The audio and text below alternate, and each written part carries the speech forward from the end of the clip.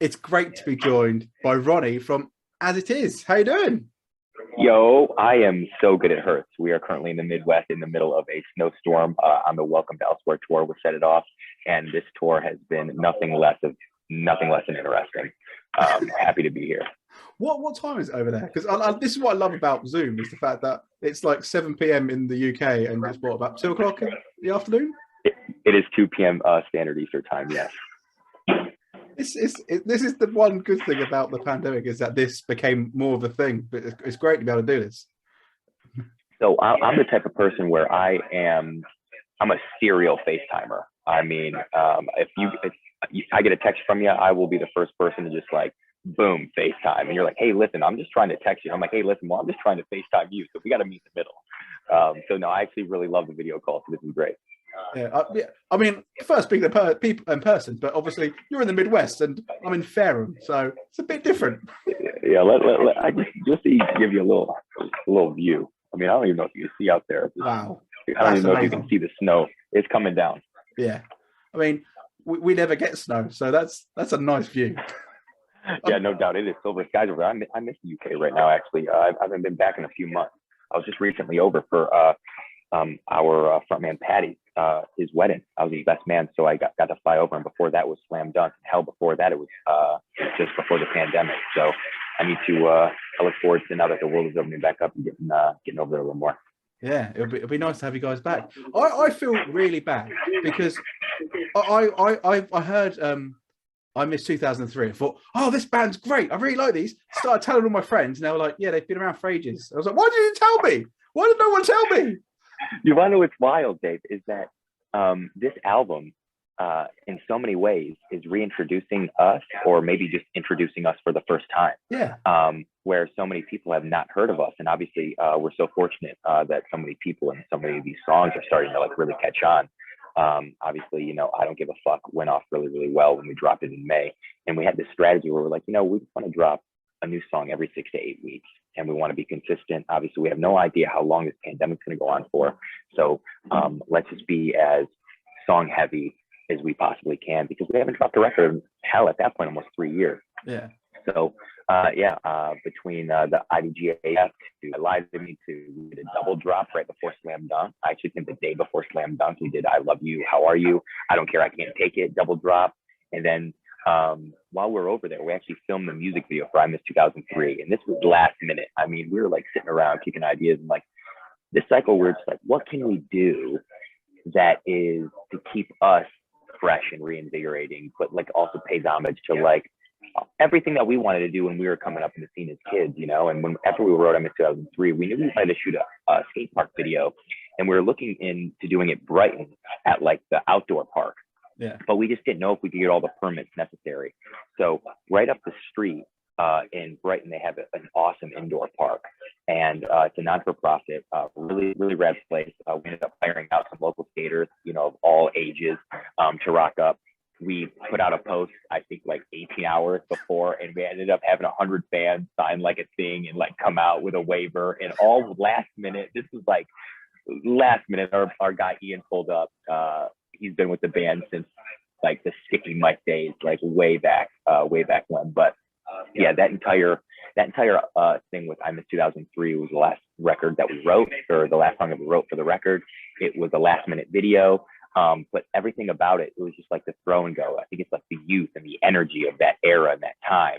It was just coursing through our veins after we wrote it, and we seized every opportunity we could. And then obviously we just dropped in threes as well. So we're 6 singles down on the heaviest hitting record we've ever had. 14 songs. It is a deep record. It's a big one. We were like, we want to be really single heavy, which means in order to do that in 2022. We have to put more songs on the record, and we wasted no plastic on this one, my friend. See, maybe I was looking a bit too deep into the video for I Miss 2003. I was thinking, oh, is this like a nod to Tony Hawk's Skater Pro? Because that was massive when I was a kid. Well, of course, but the thing is that it is, but that's something that's embedded in our DNA. That's our subconscious, So you're not wrong. That is absolutely. We're paying homage to all of those things. We're like really big fans of like CKY, Jackass, of Tony Hawk Pro Skater. I mean, we had every single copy on N64 growing up, And we actually just did a photo shoot in Orlando. I found a skate park on one of our off days, and our friend Mac Braid, who's out here photographing, set it off, hit us up on a day off, and we hit the skate park. And I was just like, this reminds me of the Burnside level of like the, you know, like the skate park Burnside that's in Tony Hawk. I think it's 2. I think it's Tony Hawk 2. Yeah. And I was like, that's the vibe out of like 8 skate parks. And I was like, no, this is the one. And Kerrang actually just posted 2 of the photos, and we'll have some more from that shoot. But man, yeah, this record's youthful. We want to make sure that we're it's super important to us on this record that we're staying true and genuine and authentic to, you know, what got us in the scene, why we're in the scene, and why today, like, you know, the there then now kind of thing, you know, the past, present, and the future. So we just knew going into the pandemic, we're like, shit, we've got to do something that puts us and gives us like some life, because right now we don't have a lot of it, you know. And I feel like a lot of this record is us kind of putting our money where our mouth is and speaking up on our own personal mental health, you know, as is less broad and more the internal conflict, and, you know, just shedding light on, I think, the dark side of our minds. So as much as it's youthful and it's light on its feet and it's really like upbeat, you know, it's still very dark, but it's hopeful too, you know. If you let me go, man, I'll rant. I'll rip a Ron rant on you right now. Oh, I like this. No, I was with the saying about the dark sort of element of it. It's like, obviously you pop punk, so that there was automatically that sort of uplifting sort of feel, but especially like in Threes, the production behind that, like the drums, the electronic, that's quite dark and sinister. And the comparison of the 2 singles, I was like straight away, yes, I like this. It's wild because when we went into that session with a long-term friend, Cody Carson, who set it off, we intended on writing a very upbeat, poppy song, something super upbeat, something really like, just like, think of like a strawberry candy, you know. We were going to like do something like way different. We're like, oh, let's take the opportunity and let's explore something on like the poppiest side that we've ever done. And in many ways, In Threes is still kind of one of the poppiest songs we've ever done, but in a very dark, moody way. Yeah, very dark. And in the production, it was like, let's just do something that, one, we've never done. And it started with that really sludgy, you know, and then that beat kicks in. And we wrote that out and produced that out with Zach Jones in LA. And it was one of those things where the energy was right. it was right people, right room, right moment, right day. Didn't write on Rhoda, you know. And from the lyrics, the melody, you know, we're writing about like a fire that's happening, like the house is like burning down and it's starting from the inside out, but it's not metaphorically, the house is our head, it's like our mind, and the fire is inside of our head and no one can see it. So like all of our neighbors think that like our grass is trimmed and everything's like really nice and it's a white picket fence and everything's like really clean on the outside, like, oh, nothing's wrong with that house, they're like definitely happy there, but on the inside we're just in flames, you know, and no one can really see the smoke yet. So which subsequently, it's really funny because super odd, but Cody Carson actually cameoed in a music video on a FaceTime, and when he was sending the video to me for the I Don't Care, I Can't Take It, you'll see his face in that one. He was doing it. Obviously, we're not using the audio, only the visuals. He's like, hey, how's it going? I'm pretending to talk to you because we're friends, blah, blah, blah, blah, blah. And all of a sudden, his fire alarm starts going off. Well, it turns out in that video that he sent me, the fire alarm is in the same key that we wrote the song in. So you actually hear the fire alarm in our song. We put that in. And then the AC unit made a beeping noise, like the beep, beep. And it was also in the same key. And it just went off in time while we're in the studio. So we ended up sampling that with a voice memo demo, and we layered that into the song as well. So there's so many unique elements that kind of came into play, and where it was just like that song was meant to be. And we always wanted a collaboration to set it off. One, obviously, just like the brotherhood and the friendship first, but we're just super comfortable. And it was one of those things where there was never a no ever in the room. It was always like, let's try it. And believe it or not, we cut that song in all of like 5 or 6 hours tops, and it was just one of those things where, like I said, right people, right room, right vibe, right energy, and yeah, it was fun. Sometimes it just works. There's not. Sometimes it takes years but then sometimes it's literally hours, and it falls into place.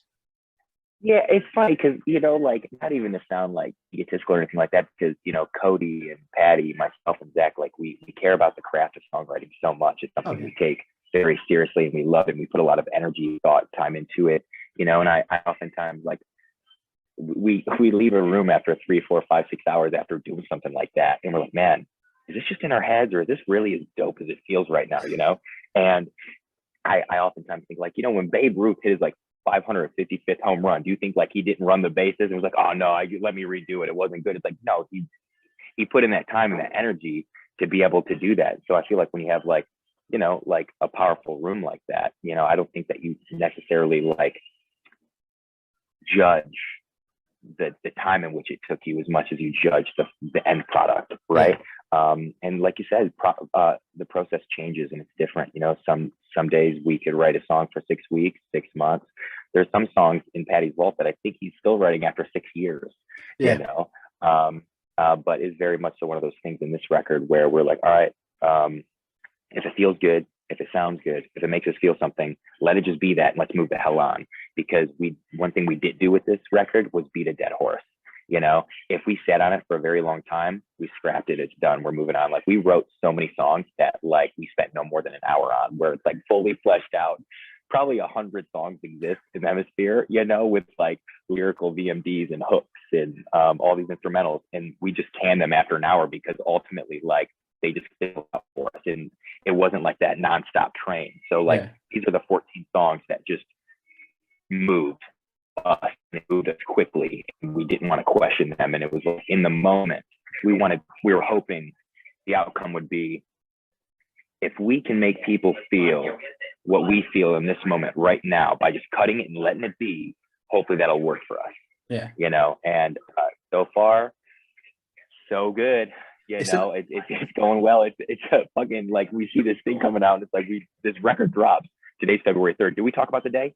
We're talking about the day. Today's February 3rd. The album dropped February 4th.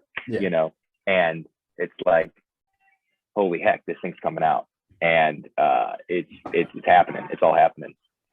It's like an honest energy, like you're saying, because, like, you just, if you weren't feeling the song, you just cut it and moved on. I'm feeling that in the songs, like, just that sort of energy, that vibe, that sort of honesty. It's like you were enjoying it. You sound like you're in just a really good place as a band.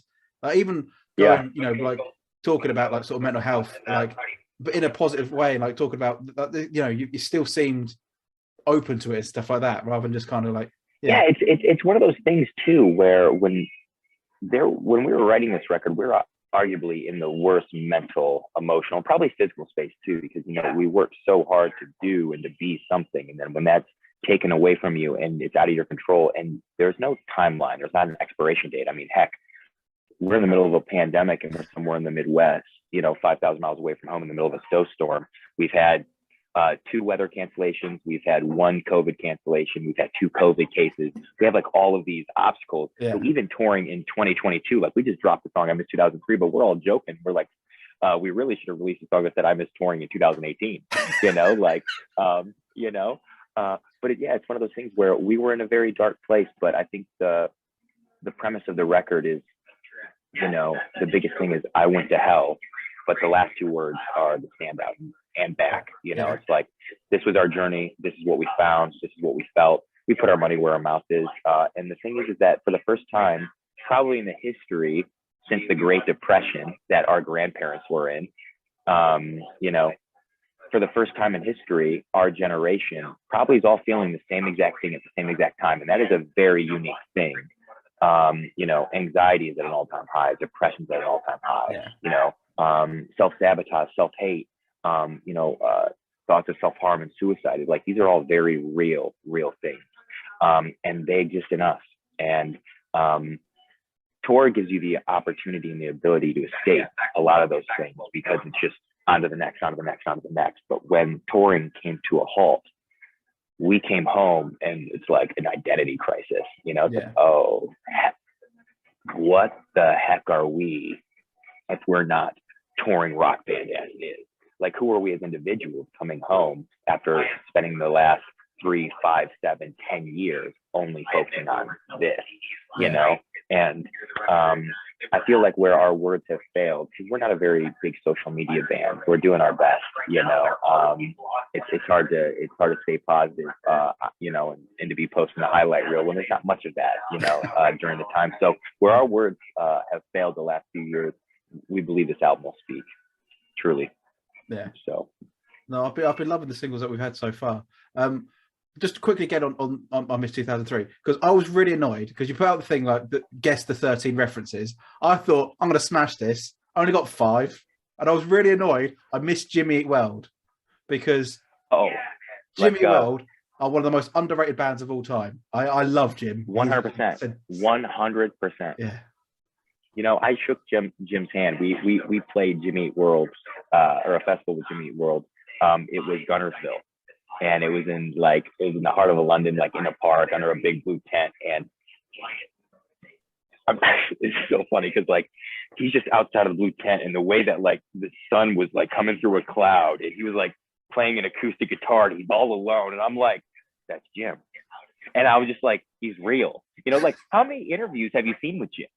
Like, like, have you heard his voice, like his talking voice outside of a concert? Like, who even is Jim of Jimmy Eat World? And so I was like, I'm like looking at him, I'm like, I need to shake his hand, right? Like that's what you do. Like you say, you have to say hi, you know? And he was walking into like the green room area, and he's just like he's like a unicorn. He's just like so graceful, and he's just like beautiful, you know. He's just like walking. He's just like he doesn't even seem like a real human being, you know. Like, hey Jim, how are you? He's like, hey man, how are you? And we cut up for like 2 or 3 minutes, and I walked away, and I was just like, wow, that is something that I never thought would happen when I was like in 12th grade, watching my friends cover, you know, Sweetness for Putting on the Hits is like a mock concert, you know, when we're in like middle school. That was my first introduction to Jimmy Eat World, and Sweetness has stuck with me since. I put it on every rock playlist. It gets jammed in Bleed American. It gets jammed in the Sprinter, in the bus, in the van, in the Jeep, wherever the heck we are. Like Jimmy Eat World is on the playlist. So that was one of the definitely one of, and there's actually 14 references. We just didn't know if anyone would find the 14th one, so there's an Easter egg in there. And I'll give you that one. It's actually, are you a fan of The Used? Yes. Yep. So The Used, Taste of Ink. It's 4:00 in the fucking morning. So originally, Patty had written it to be 3 a.m. And I'm like, you know, if we actually put 4 a.m., that's actually an ode to The Used. And obviously, we're huge fans of The Used, Burt McCracken.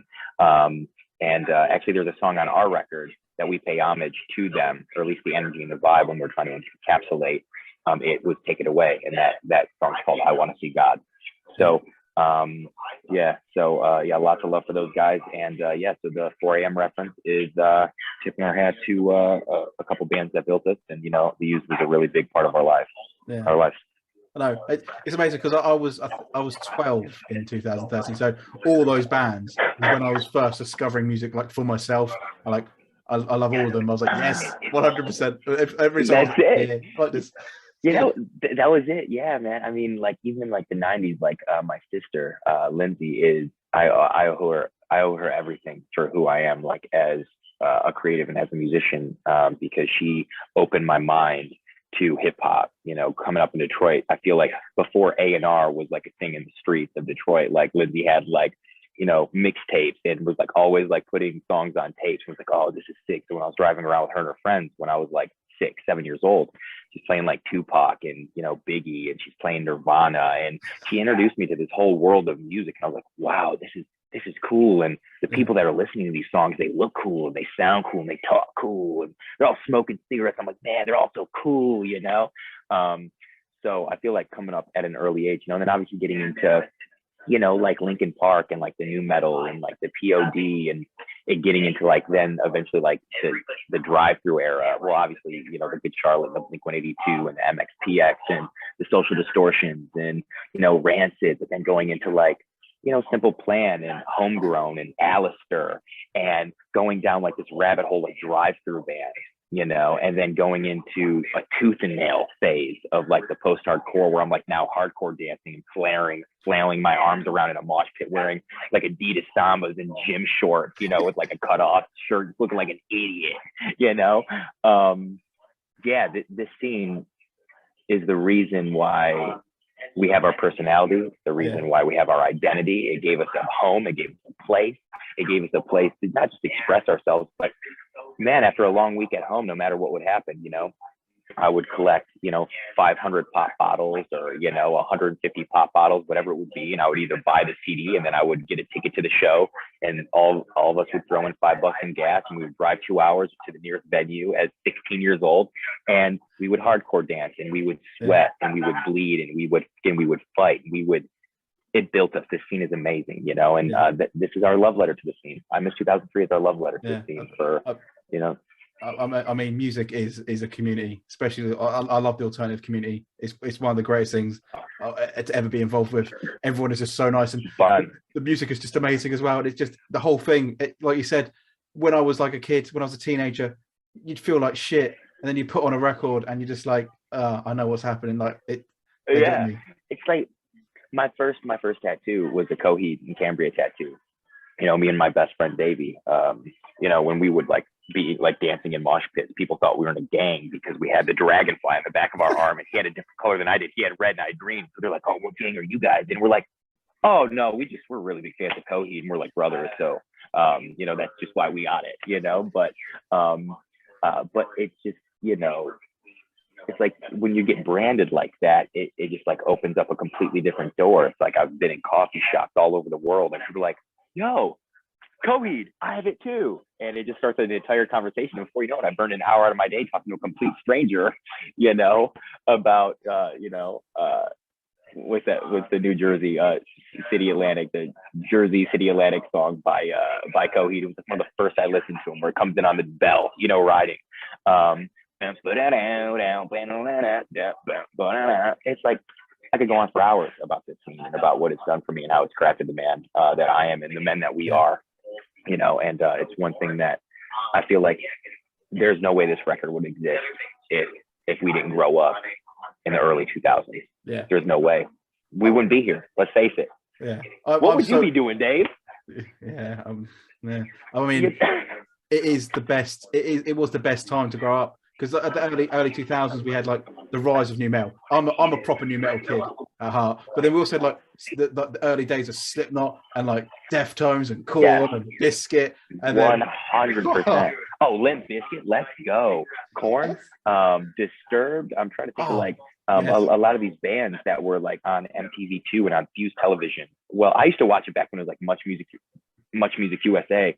So I remember all of those bands and watching all those bands, you know, on like TRL, and like when it was really booming. And it was like for a moment, it's like, which, let's face it, like now in 2022, like this music is back, you know, like it's back and it's stronger than ever, and it's at the forefront. Like guitars are in every single genre, and they're not just guitars, they're turned up, you know, like guitars are loud, and they're at the forefront of the genre. And so many genres are bending, and the one thing that they have in common is, you know, the youth of the early 2000s, you know, and that punk rock sensibility and attitude of the 90s, you know.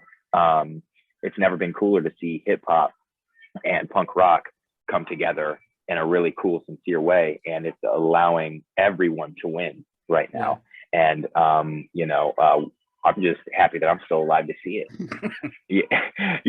You know, like to see it come back full swing. It's like, I'm at my mom's house, you know, going through old boxes. I'm pulling out pins and patches from when I was 12, and I'm putting them on my hat now, you know, and I'm wearing them on my Dickie pants, and I'm wearing Converse that I bought 25 years ago. They used to get made fun of. I'd wear to basketball practice because they weren't cool, but I loved watching The Sandlot, Dave. So I was like, I want Converse because those look cool.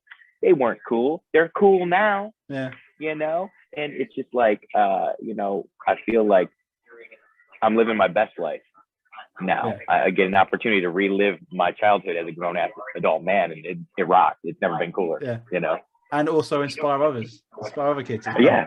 Oh It's a yeah, cool just to thing be to do. yourself, and yeah, just be yourself. You know, it's Yeah. like all the people that allowed me to be myself. You know, when I was walking through the halls and having stuff thrown at me, being pushed into lockers. You know, it's like the things that got me through those school days were these bands.